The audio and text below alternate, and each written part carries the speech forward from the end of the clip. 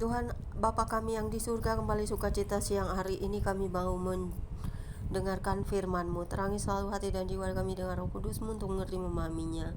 Dan kami selalu bersyukur bisa memuji menyembah Engkau, menyenangkan hati Tuhan, karena kami selalu merindukan Engkau setiap saat dan waktu. Dalam setiap pekerjaan kami selalu bersyukur ora et labora, berusaha beserta bekerja dan berdoa. Kami yakin dan percaya di setiap doa ada pekerjaan, ada iman yang hidup, supaya kami dapat bertumbuh dalam iman dan kekuatan dari Engkau, supaya kami dapat berlari, mengejar segala pertandingan sampai pada finish akhir. Terima kasih Tuhan Yesus, kiranya kasih setia damai sejahtera-Mu melingkupi seluruh bumi ini, dan Engkau pasti kami minta kembali hujan kepada Engkau, memberikannya tepat pada waktunya di saat panas-panasnya bumi. Engkau sungguh baik Bapa, Engkau sungguh baik Yesus, Engkau sungguh baik Roh Kudus. Amin. Ya Bapa, kami membaca Alkitab siang hari ini 1 Raja-Raja 21 ayat 1 hingga dengan ayat yang ke-29 dengan perikop kebun anggur Nabot yang berbunyi demikian. Sesudah itu terjadilah hal yang berikut. Nabot orang Israel mempunyai kebun anggur di Yesrael di samping istana Ahab raja Samaria. Berkatalah Ahab kepada Nabot, "Berikanlah kepadaku kebun anggurmu itu supaya kujadikan kebun anggur, sebab letaknya dekat rumahku. Aku akan berikan kepadamu kebun anggur yang lebih baik daripada itu sebagai gantinya, atau jikalau engkau lebih suka, aku akan membayar harganya kepadamu dengan uang." Jawab Nabot kepada Ahab, "Kiranya Tuhan menghindarkan aku daripada memberikan milik pusaka nenek moyangku kepadamu." Lalu masuklah Ahab ke dalam istananya dengan kesal hati dan gusar karena perkataan yang dikatakan Nabot orang Israel itu kepadanya, "Tidak akan kuberikan kepadamu milik pusaka nenek moyangku." Maka berbaringlah ia di tempat tidurnya dan melungkupkan mukanya dan tidak mau makan. Lalu datanglah Izabel istrinya dan berkata kepadanya, "Apa sebabnya hatimu kesal sehingga engkau tidak makan?" Lalu jawabnya kepadanya, "Sebab aku telah berkata kepada Nabot orang Israel itu, berikanlah kepadaku kebun anggurmu dengan bayaran uang, atau jika engkau lebih suka, aku akan memberikan kebun anggur kepadamu sebagai gantinya." Tetapi sahutnya, "Tidak akan kuberikan kepadamu kebun anggurku itu." Kata Izabel istrinya kepadanya, "Bukankah engkau sekarang yang memegang kuasa raja atas Israel? Bangunlah, makanlah, dan biarlah hatimu gembira. Aku akan berikan kepadamu kebun anggur Nabot orang Israel itu." Kemudian dia menulis surat atas nama Ahab, memeteraikannya dan meterai raja, lalu mengirim surat itu kepada tua-tua dan pemuka-pemuka yang diam sekota dengan Nabot. Dalam surat itu ditulisnya demikian, "Maklumkanlah puasa, dan suruhlah Nabot duduk paling depan di antara puasa, di antara rakyat. Suruh jugalah 2 orang dursila duduk menghadapinya, dan mereka harus naik saksi terhadap dia dan mengatakan, 'Engkau telah mengutuk Allah dan raja.' Sesudah itu bawalah dia keluar dan lemparilah dia dengan batu sampai mati."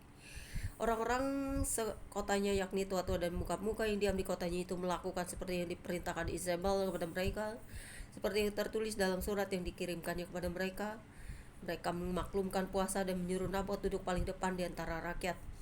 Kemudian datanglah 2 orang, yakni orang-orang dursila itu, lalu duduk menghadapi Nabot. Orang-orang dursila itu naik saksi terhadap Nabot di depan rakyat, katanya, "Nabot telah mengutuk Allah dan raja."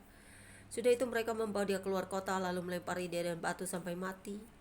Setelah itu mereka menyuruh orang kepada Izabel mengatakan, "Nabot sudah dilempari sampai mati." Segera sesudah Izabel mendengar bahwa Nabot sudah dilempari sampai mati, berkatalah Izabel kepada Ahab, "Bangunlah, ambillah kebun anggur Nabot orang Israel itu menjadi milikmu, karena Nabot yang menolak memberikannya kepadamu dengan bayaran uang sudah tidak hidup lagi, ia sudah mati." Segera sesudah Ahab mendengar bahwa Nabot sudah mati, ia bangun dan pergi ke kebun anggur Nabot orang Israel itu untuk mengambil kebun itu menjadi miliknya. Tetapi datanglah firman Tuhan kepada Elia orang Tisbe itu, bunyinya, "Bangunlah, pergilah menemui Ahab raja Israel yang di Samaria. Ia telah pergi ke kebun anggur Nabot untuk mengambil kebun itu menjadi miliknya. Katakanlah kepadanya demikian, beginilah firman Tuhan, engkau telah membunuh serta merampas juga. Katakan pula kepadanya, beginilah firman Tuhan, di tempat anjing telah menjilat darah Nabot, di situ jugalah anjing akan menjilat darahmu." Kata Ahab kepada Elia, "Sekarang kau mendapat aku, hai musuhku." Jawabnya, "Memang sekarang aku mendapat engkau, karena engkau sudah memperbudak diri dengan melakukan apa yang jahat di mata Tuhan. Sesungguhnya aku akan mendatangkan malapetaka kepadamu. Aku akan menyapu engkau dan melenyapkan setiap orang laki-laki dari keluarga Ahab, baik yang tinggi maupun yang rendah kedudukannya di Israel. Dan aku akan memperlakukan keluargamu sama seperti keluarga Yerobeam bin Nebat dan seperti keluarga Baesa bin Ahia, oleh karena engkau menimbulkan sakit hatiku dan oleh karena engkau mengakibatkan orang Israel berbuat dosa.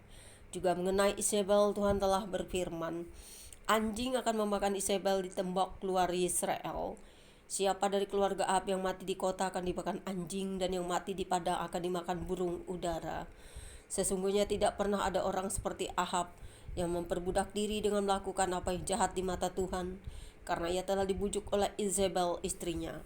Bahkan ia telah berlaku sangat keji dengan mengikuti berhala-berhala, tepat seperti yang dilakukan oleh orang Amori yang telah dihalau oleh Tuhan dari depan orang Israel.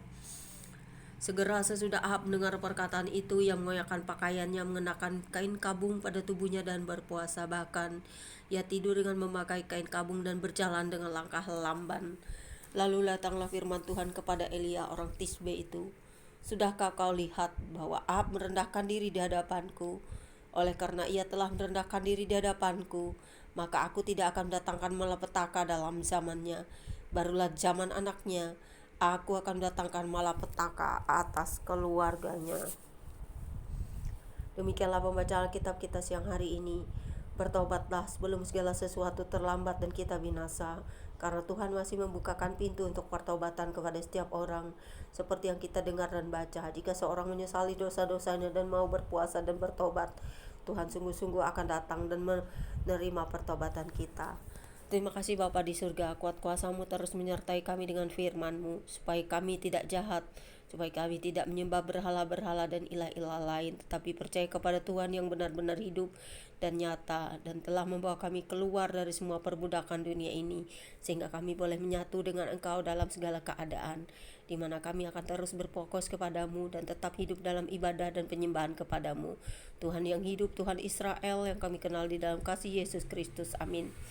Demikianlah pembacaan kitab kita pada siang hari menjelang sore ini. Tuhan Yesus memberkati. God bless you all.